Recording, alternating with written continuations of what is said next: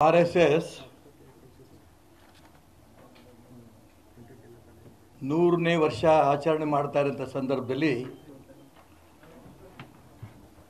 ದೇಶ ವಿದೇಶಗಳಲ್ಲಿ ಅದರ ಪ್ರಾಮಾಣಿಕತೆ ಬಗ್ಗೆ, ಹಿಂದುತ್ವದ ಬಗ್ಗೆ, ರಾಷ್ಟ್ರಭಕ್ತಿಯ ಬಗ್ಗೆ ಸಾಕಷ್ಟು ಪ್ರಶಂಸೆಗಳು ಬರ್ತಾ ಇದೆ.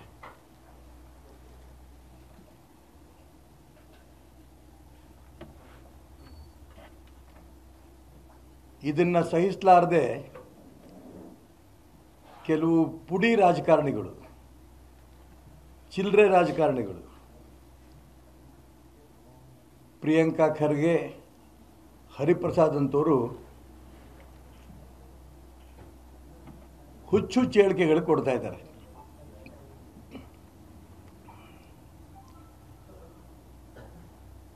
ಸೂರ್ಯನ ಮೇಲೆ ಉಗಿದ್ರೆ ವಾಪಸ್ ತನ್ನ ಮೈ ಮೇಲೆ ಬೀಳುತ್ತೆ ಅನ್ನೋಂಥ ಕಲ್ಪನೆ ಇಲ್ಲದೆ ಇರೋಂಥ ಈ ಪುಡಿ ರಾಜಕಾರಣಿಗಳು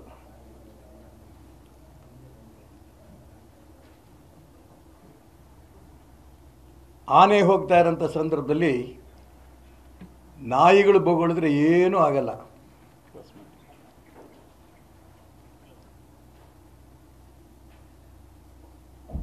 ಇವತ್ತು ಪ್ರಪಂಚದಲ್ಲಿ ಅತಿ ದೊಡ್ಡ ಸಂಘಟನೆ ಮೊದಲನೇ ಸ್ಥಾನದಲ್ಲಿರೋದೇ RSS. ಅದರ ಸಮಾಜ ಸೇವೆ ಇದನ್ನೆಲ್ಲ ಗುರುತಿಸಿ ಕೇವಲ ಹಿಂದೂಸ್ತಾನ್ ಅಲ್ಲ, ಪ್ರಪಂಚದ ಎಲ್ಲ ರಾಷ್ಟ್ರಗಳಲ್ಲೂ ಕೂಡ RSS ಬಗ್ಗೆ ಪ್ರಶಂಸೆ ಬಂದಿರೋದು ನಾವು ಕಾಣ್ತಾ ಇದ್ದೇವೆ.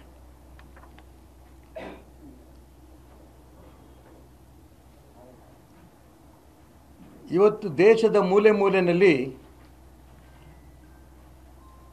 ಸಂಘದ ವಿಶ್ವರೂಪಿ ದರ್ಶನ ಆಗ್ತಾ ಇದೆ. ಪ್ರತಿ ತಾಲೂಕಲ್ಲೂ ಕೂಡ ಸ್ವಯಂ ಸೇವಕರ ಬೃಹತ್ ಪ್ರದರ್ಶನಗಳಾಗ್ತಾ ಇದೆ. ಕೋಟಿ ಕೋಟಿ ಯುವಕರು ಯುವತಿಯರು ಈ ಸಂಘಟನೆಯಲ್ಲಿ ಸೇರಿ ಈ ದೇಶವನ್ನು ಉಳಿಸ್ತೇವೆ ಈ ಪ್ರತಿಜ್ಞೆಯನ್ನು ಮಾಡ್ತಾ ಇದ್ದಾರೆ.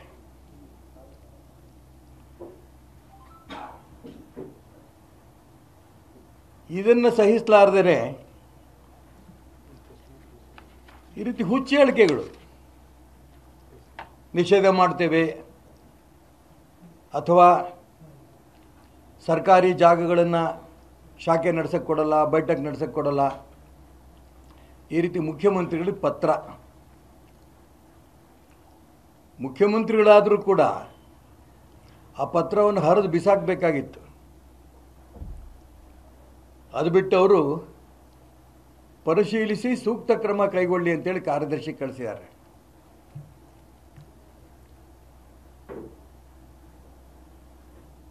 ಕೋರ್ಟ್ ಈಗಾಗಲೇ ಸ್ಪಷ್ಟ ಮಾಡಿದೆ RSS ಬಗ್ಗೆ, ಇದು ಯಾವುದೇ ಕೋಮು ಸಂಘಟನೆ ಅಲ್ಲ. ಸುಪ್ರೀಂ ಕೋರ್ಟ್ ಏನಿದೆ, ಹಿಂದುತ್ವ ಅಂತಿದ್ದಂಗೆ ಸಮಾಜದ ದಿನನಿತ್ಯದ ನಡವಳಿಕೆಗಳು, ಎಲ್ಲ ವರ್ಗಗಳು ಕೂಡ ಜೀವನ ಮಾಡೋಂಥ ಒಂದು ಪದ್ಧತಿ, ಇದು ಹಿಂದುತ್ವ. ಇದೇ ಅಂಶವನ್ನು ಇಟ್ಕೊಂಡು ರಾಷ್ಟ್ರೀಯ ಸ್ವಯಂ ಸೇವಕ ಸಂಘ ಸಂಘಟನೆ ಬೆಳೆಸ್ತಾ ಇದೆ.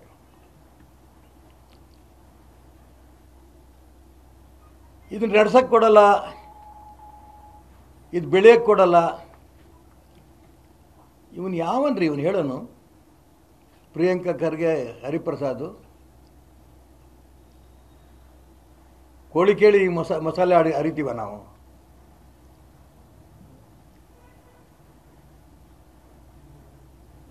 ನಾಗಾಲ್ಯಾಂಡ್, ಮಿಜೋರಾಂ ಅಂತ ಜಾಗದಲ್ಲೂ ಕೂಡ ಸಾಕಷ್ಟು ಮತಾಂತರ ಆಗಂಥ ಪರಿಸ್ಥಿತಿ ಇದ್ದಾಗ ಅಲ್ಲಿ ಹೋಗಿ ಮತಾಂತರವನ್ನು ತಡೆದು ಹಿಂದುತ್ವವನ್ನು ಜಾಗೃತಿ ಮಾಡಿರೋಂಥ ಸಂಘಟನೆ RSS.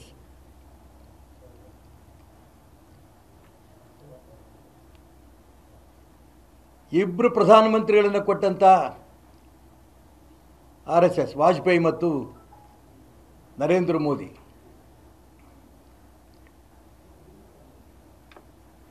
ರಾಷ್ಟ್ರಪತಿ ರಾಮನಾಥ್ ಕೋವಿಂದ್ ಅವರು, ಆಗಿನ ಉಪರಾಷ್ಟ್ರಪತಿ ವೆಂಕಯ್ಯ ನಾಯ್ಡು ಅವರು, ಈ ರೀತಿ ಅತಿ ಉನ್ನತ ಸ್ಥಾನದಲ್ಲಿ ಇರೋಂಥ ವ್ಯಕ್ತಿಗಳು RSS ಇಂದ ಬಂದವರು. ಅವ್ರ ಬಗ್ಗೆ ಇವತ್ತು ದೇಶ ವಿದೇಶಗಳಲ್ಲಿ ಅತಿ ಹೆಚ್ಚು ಗೌರವ ಬಂದಿದೆ. ಅವರಿಂದ ಭಾರತ ಮಾತೆಗೂ ಗೌರವ ಜಾಸ್ತಿ ಆಗಿದೆ.